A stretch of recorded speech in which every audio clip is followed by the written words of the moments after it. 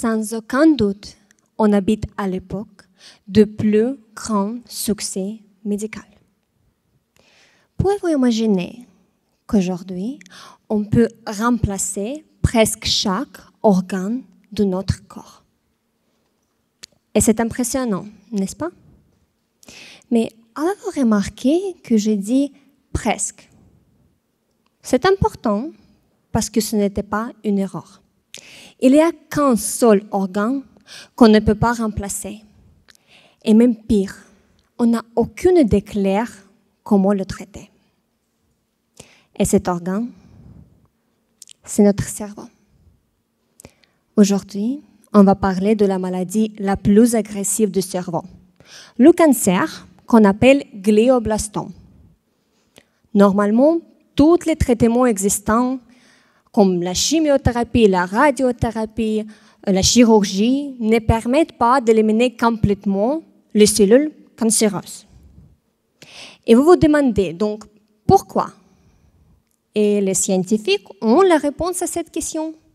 Il s'avère qu'à l'intérieur de la tumeur, parmi les cellules cancéreuses standards, il y a un groupe de cellules s'appelées les cellules souches.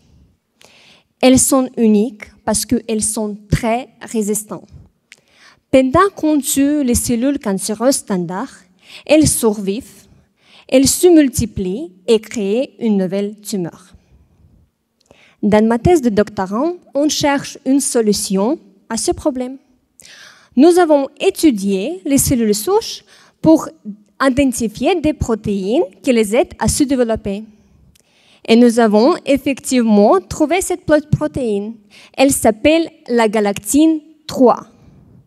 Dans les cellules normales, elle stimule leur reproduction. Et cela est activement utilisé par les cellules souches. Comment peut-on le prouver? Nous avons réalisé une expérience simple. Nous avons retiré la galactine 3 des cellules souches et on a observé leur comportement. Et que voyons-nous? Le nombre de cellules souches sans la galactine 3 a diminué de 50% à une semaine. Avec notre travail, on introduit une nouvelle direction pour développer les traitements efficaces contre le cancer du cerveau. Et cela nous donne espoir qu'un jour, nous entrons dans une nouvelle ère où on pourra traiter efficacement les cerveaux humains.